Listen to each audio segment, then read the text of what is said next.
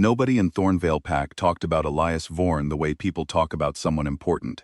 They talked about him the way people talk about a broken fence or a cracked window, something they noticed only when it was in the way. He was 23 years old. He had no wolf form. He had no rank worth mentioning. He swept floors, carried heavy loads, and woke before sunrise every single morning, so that the work would be done before the ranked members of the pack opened their eyes.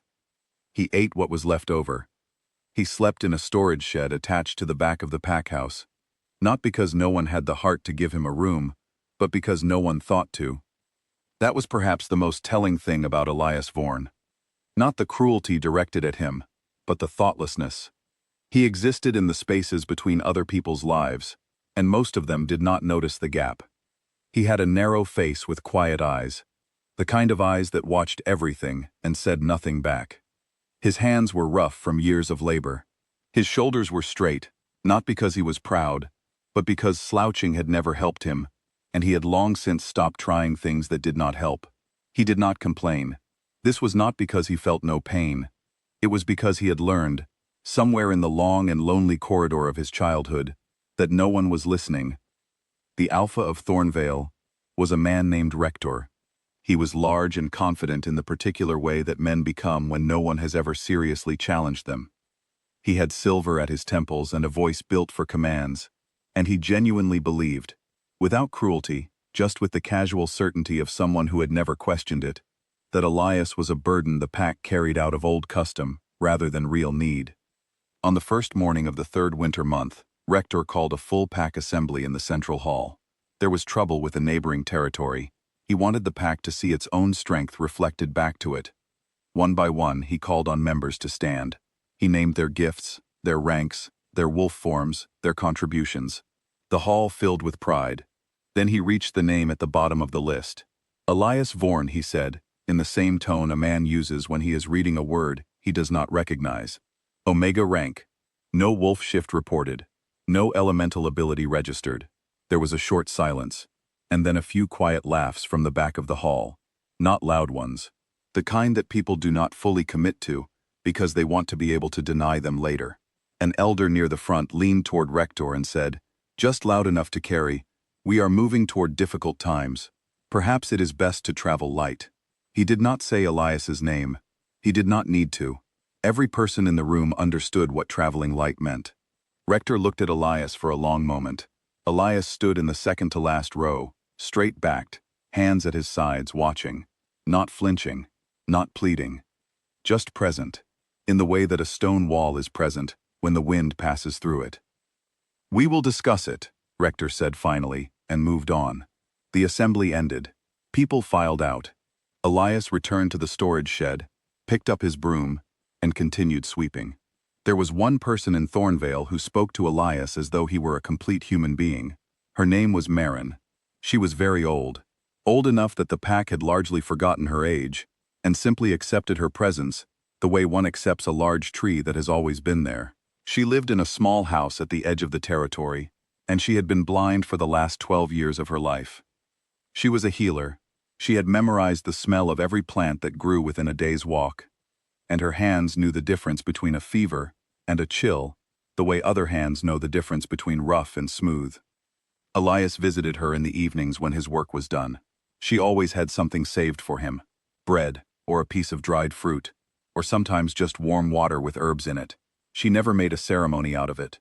She simply placed it in front of him, as if feeding him were the most ordinary thing in the world, and perhaps that was why it mattered so much. Because for Elias, ordinary kindness was the rarest thing of all.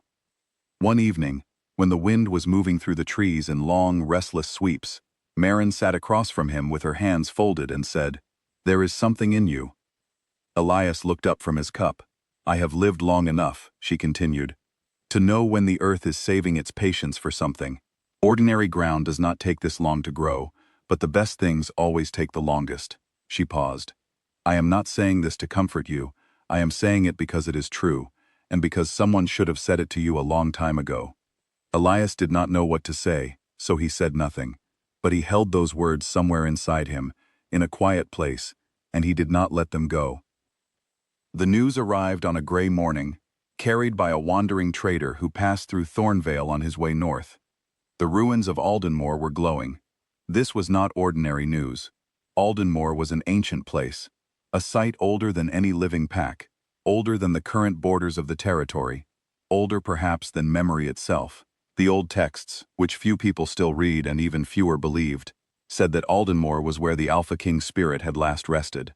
They said that when the spirit was ready to choose a new host, the ruins would fill with light. The glowing had begun 3 nights ago. Rektor heard the news and immediately began making preparations. Across the surrounding territories, every alpha with a powerful wolf form and a confident step was already moving toward Aldenmore. The spirit, they were all certain, would choose someone worthy, someone with strength, someone who had already proven their ability to lead. Elias heard the news while he was working near the Alpha's private hall. He had not meant to hear it. He was simply there, as he often was, invisible, like furniture. But when the trader said the word Aldenmore, something happened inside Elias that he could not name. It was not excitement. It was not ambition. It was more like a door opening in a dark room, not revealing what was behind it, only making clear that something was behind it. He felt a pull. Small, constant, impossible to ignore. Like a thread attached somewhere behind his ribs, tugging gently northward. That night, he packed the few things he owned into a cloth bag. He folded his extra shirt. He filled a small bottle with water. He slept a few hours, and before the sky had decided what color it wanted to be, he walked out of Thornvale without telling anyone he was going. No one noticed he had left until the ash bins went unemptied the following morning. The journey to Aldenmore took 3 days on foot through difficult country, rocky paths, cold river crossings, long stretches of forest where the trees grew so close together that the sky disappeared. Elias had no wolf form to run in. He walked, he rested when he needed to, ate sparingly from what he had packed, and kept moving. The pull never weakened. If anything, it grew stronger the closer he got. He arrived on the morning of the 2nd day of the gathering. Aldenmore was unlike anything he had seen. The ruins were low stone walls, half swallowed by the earth, covered in patterns that seemed to shift slightly when you were not looking directly at them. The ground around the ruins was warm. Not uncomfortably so, but noticeably, the way ground feels in summer, when the sun has been on it all afternoon. And it was glowing. A soft, deep gold light, rising from the stones like heat, steady and ancient and patient. Around the ruins, dozens of wolves had gathered. Some of them were the most powerful alphas in the region, men and women who carried themselves with the weight of decades of authority. Some had shifted into enormous wolf forms and were circling the ruins, trying to draw the light toward them. Some were performing rituals. Some were simply standing in the center of the stones and speaking, declaring their achievements, naming their victories, presenting themselves to the spirit as worthy candidates. The light did not respond to any of them. At the outer edge of the gathering, a guard stopped Elias before he could go further. The guard looked at him, at his cloth bag, his worn boots, his absence of any pack crest or insignia, and shook his head. Omega, the guard said. It was not a question, it was a door closing. Elias did not argue. He moved to the edge of the cleared ground, found a flat stone to sit on, and sat. He watched. He did not perform. He did not declare anything. He did not try to position himself where the light might reach him. He simply sat with his hands resting in his lap and his eyes on the ruins, the way Marin had once described prayer, not as asking for something, but as making yourself available.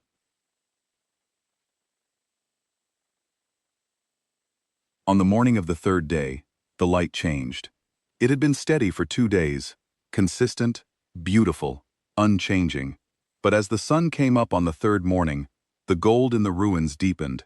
It became richer, more concentrated. Every wolf present felt it. Conversations stopped. Rituals paused. Even the most powerful alphas in the gathering went quiet and still, because something in their blood recognized what was happening. The spirit was choosing. One by one, the light moved toward each candidate who had positioned themselves at the center of the ruins. And one by one, something strange happened. The light reached them, touched the edges of their presence, and then quietly drew back. Not violently, not with any signal of rejection, simply not proceeding. Like water finding a surface it cannot pass through. The assembled wolves looked at one another, Confusion moved through the crowd in a slow wave. Then the light moved. It did not hurry. It moved the way old rivers move, with complete certainty, taking exactly the path it meant to take. It passed through the center of the ruins. It passed the inner ring. It passed the guards at the boundary. It crossed the open ground between the ruins and the edge of the clearing. It stopped in front of Elias. He looked up. The light was extraordinary up close. Not blinding, but immense. It had depth to it, the way the sky has depth when you stare at it long enough. It felt ancient. It felt like something that had been waiting, genuinely waiting, with full patience, for a very long time. Elias did not move. He did not reach for it.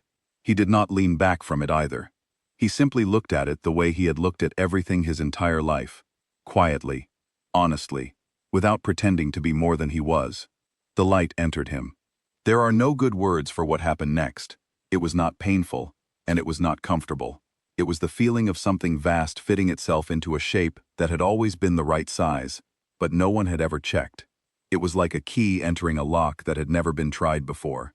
Elias fell to his knees. The world went gold and then white, and then something beyond both. Every wolf at Aldenmore felt the shift the instant it happened. A deep, resonant change in the air, like a bell struck at a frequency that lives below sound. Several of them staggered. The most powerful alphas present, men who had never involuntarily bent their knees in their lives, dropped to the ground before they understood why. When Elias rose, he did not look the same. He was still himself, still narrow-faced, still quiet-eyed. But the air around him was different, heavy with something old and authoritative, the way the air is different at the top of a mountain. His eyes, once dark and unremarkable, held a steady gold light, not glowing dramatically, not blazing, just present, deep and certain. His wolf form appeared for the first time in his life. It emerged the way a tide comes in, gradually and then completely. It was enormous, black, with a silver mane at its neck and chest. It was not the wolf of a young man. It was the wolf of something much older than any living creature in the clearing. No one commanded the gathered wolves to bow. No announcement was made. But every wolf present, Alpha, Beta, Gamma, every rank in the clearing, lowered themselves, not because they decided to, because something in them recognized what was standing before them and had no other response. The Alpha King spirit had chosen its host, and its host was the man every person in his own pack had decided was worth nothing. The news reached Thornvale the same day it happened. Someone who had witnessed it ran the entire way back without stopping. The packhouse went very quiet. Rector sat in his chair for a long time without speaking. His beta said his name twice and received no answer. The elder who had suggested the pack travel light left the hall and did not come back for the rest of the evening. The people who had laughed at the assembly, the quiet, half-committed laughs, found that they could not quite remember how to arrange their faces into comfortable expressions. Children who had been told, in small ways and large ones, that Elias was a joke, a cautionary tale, a sad example, went to bed that night without being able to fully explain what they felt, and Elias walked back to Thornvale, not riding, not carried, walking, the same way he always had, on the same roads he had always used. But nothing around him was the same. Birds did not startle when he passed. Small animals came to the edges of the path and watched him. The trees themselves seemed to lean slightly in his direction, the way tall things lean toward light. He arrived at Thornvale's gate as the sun was setting. The gate, which guards had once closed in his face without a second thought, swung open before he reached it. The guards on either side of it did not speak. They stepped back. Their eyes were wide, but not with fear, with something harder to name, something closer to recognition. Elias walked through. He met Rector in the central hall, where the assembly had been held, where his name had been read without weight, where people had laughed. Rector was a man who had built his entire life on the ability to take up space confidently. He stood straight. His voice did not shake. But his wolf, the part of him that was older than his pride, could not hold steady in Elias's presence. It pressed downward with an involuntary heaviness, the way a flame shrinks in a strong wind without being extinguished.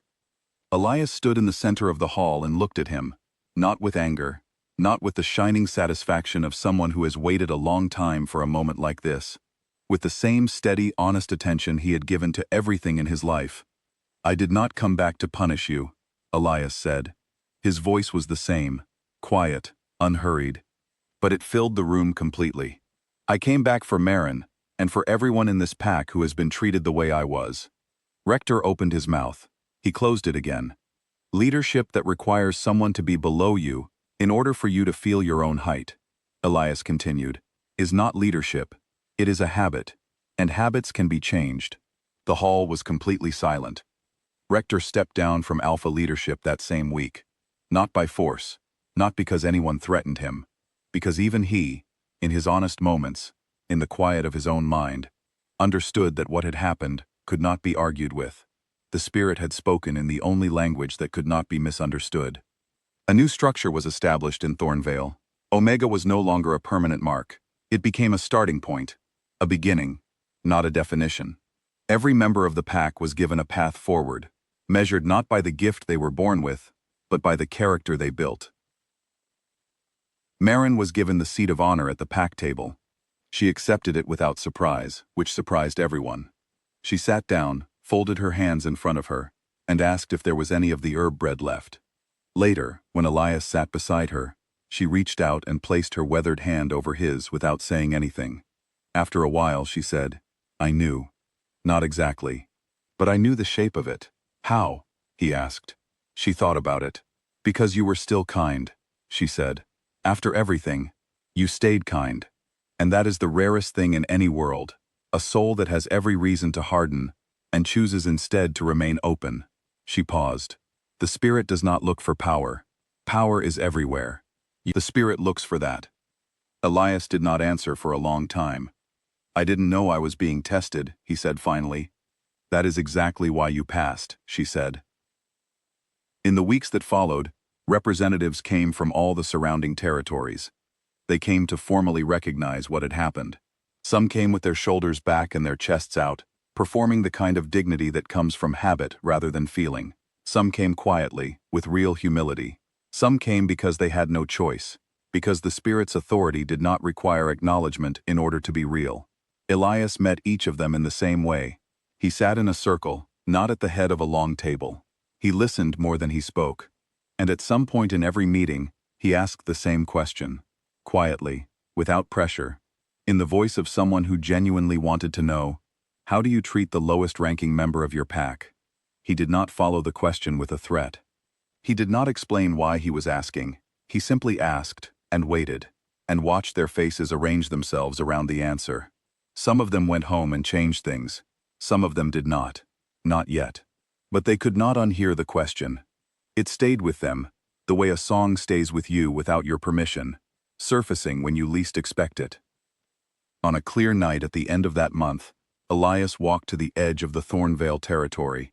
He found the spot he had always gone to as a child, a flat rock near the border where the trees opened up and the sky became visible in a wide, clean sweep. He sat down. He had sat here hundreds of times before. As a boy who could not understand why the world had arranged itself the way it had.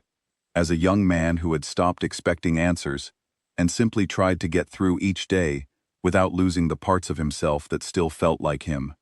As a person who had been told, in direct ways and indirect ones, that he did not belong, and had never quite believed it, even when he could not explain why. The stars were out. The territory spread behind him, warm with firelight from the packhouse windows. Inside him, the Alpha King spirit rested, enormous and quiet, like a sea in calm weather. It asked nothing of him in this moment. It simply existed alongside him, the way Marin had always existed alongside him, present, patient, without demand. Elias looked at the sky for a long time. He thought about the shed, about the cold mornings and the work that was never enough, and the names that landed without apology. He thought about the assembly, and Rector's voice reading his name like a word that meant nothing. He thought about every meal eaten last, every door closed early, every conversation that stopped when he entered the room. And then he thought about Marin's hand on his, and her voice saying, "There is something in you."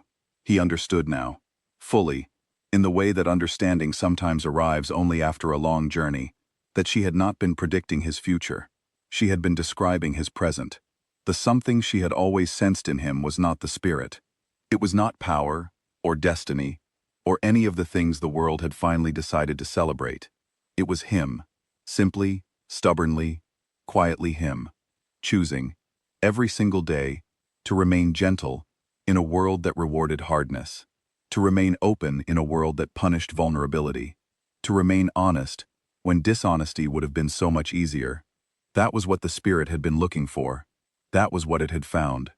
Elias sat on his flat rock at the edge of the territory, and the wind moved through the trees, and the stars did what stars do, shining without needing to be seen, doing their work whether or not anyone was looking. He was not the same person who had swept floors and eaten last and slept in a shed. And yet, in every way that truly mattered, he was exactly the same person. The world had simply finally learned to look.